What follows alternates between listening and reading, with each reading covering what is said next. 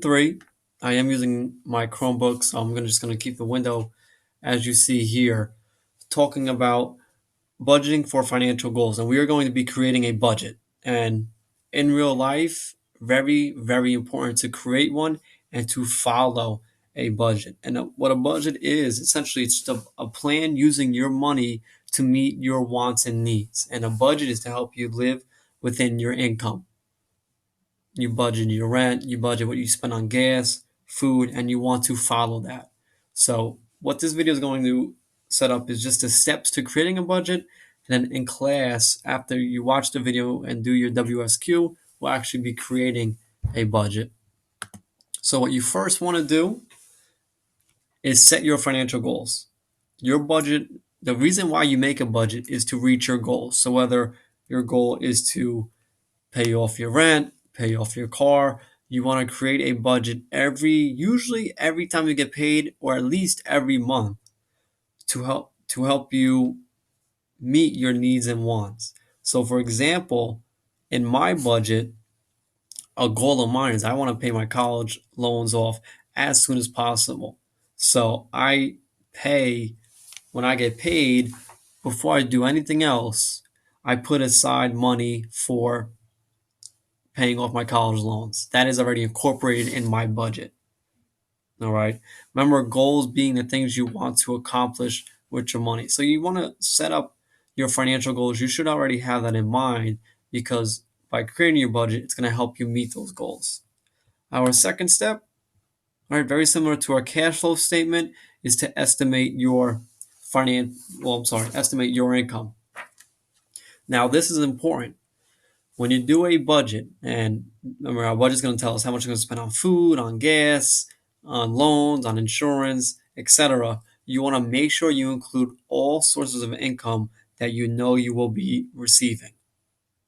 All right, that you know definitely you will be receiving. So whether you work 12 hours a week, and that's definite, include that.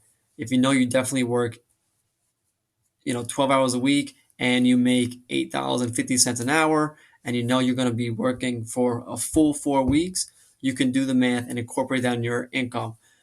In your budget, you do not want to include money you are not getting. So, for example, if any of you work in the mall or know people who work in the mall and they earn commission. Now, commission is money you receive on top of what you get paid, either salary or wage. Commission is what you get paid off of every sale. Okay, in your budget, you do not want to include your commission because you're not guaranteed to make a certain amount from your commission. All right, there's some months you may sell a lot of goods. There may be some months where you don't sell much. Okay, so you want to include income that you know you are receiving. So you don't want to include, say, money you're going to get from your birthday. Okay, you don't want to include any bonuses from work, any gifts, etc. All right, so step one, we set up our goals. Step two, we estimate what our income is going to be, because our budget is going to be based off of this number. All right, our inflow of money. Now, how are we going to divvy it up amongst the different expenses? And step three is now we create our budget. We budget for, and I know it's kind of cut off here, the title says budget for unexpected expenses and savings. All right, so before we get into fixed and variable expenses, we have our goals, we estimate our income, and the first thing you want to then divvy your money up or divvy your income up to is, first thing is savings. Okay, once you get paid, immediately put some aside for savings. That should be the first thing you do. All right, and then secondly, the second thing you're going to do when you get paid is set money aside for unexpected expenses. All right, just in case, say you're driving and you get a flat tire. If anything, we would never want this to happen, but end up in a hospital and you have to pay hospital bills. Okay, we want to set some aside for what's called an emergency fund. All right, so kind of going through the steps again. One, we set our goals. Two, we estimate our income. And then once we have our income number, and that's our definite income that we know we're receiving, step three, you're going to create a budget or divvy up the income for savings, number one, and then two, unexpected incomes, just to give yourself kind of some cushion if anything were going to happen. All right. Once we have that step, now we budget our money or divvy our money up for expenses. And you want to budget first for fixed expenses. And you may ask yourself why that. It's because fixed expenses are, as we know, we cover this today, expenses that are the same month after month, and you know they are going to be there.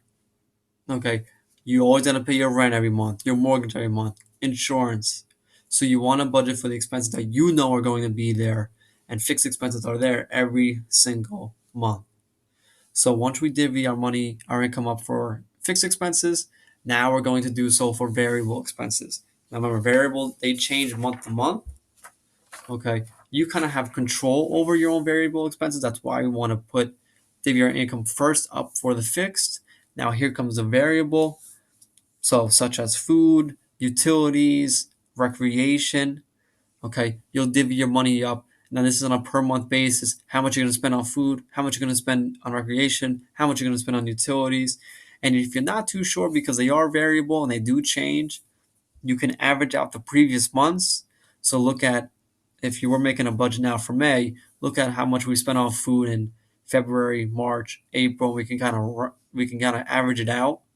And while we do that and we get a number, if you're ever in doubt, always round up. Always be safe than sorry. Always expect that you're going to spend more on food, more on clothing, more on medical than you think you are, just to be safe. And we put those pockets of your income aside for those variable expenses. We'd rather have more put aside for food and for clothing than not enough. And then when the month is going on, we realize we're in a jam. Oh, I didn't budget enough for food or for clothing, and now you have an issue. Step 6.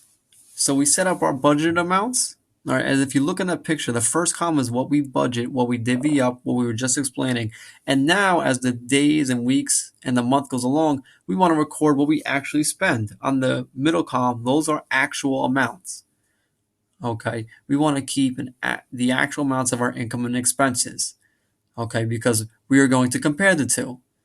And the difference is between what we budgeted and what we actually spent is called a budget variance, and that's the third column.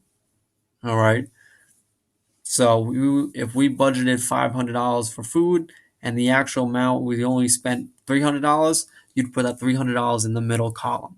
All right. And the difference of $200, okay, which would be a positive for us because we were under our budget, would go in the third column, our variance. Okay. Just like cash flow statement, there are surplus and deficits. If you're under budget, which means you spent less than you planned, as the food example I just gave, we have a surplus, positive. If we're at a deficit, which means we went over budget, so say for clothing you only budgeted $100, but you saw some things you really liked at Menlo Mall, and you ended up spending $400, you have a deficit, you went over your budget of $300. Not good. Okay? And then lastly, once we fill out all three columns and we analyze, all right, step 7 is we analyze and we view our spending and saving patterns. And if you look at the picture, the overall total, remember the three columns, column 1 is budget, column 2 is actual, and column 3 is our variance. This is a total number. Overall, for this month's budget, looks like we were at a deficit of $75. All right. So we were over our budget. So we need to review and make some changes, which is step 7. So for an example, if you're always over our budget, just as you see in the picture, we're at a negative $75. We have to cut back in some areas of spending. All right. Now, for an example, if we're always under our budget, which means we spend less than we plan, we can allocate more to savings. So that's section 3.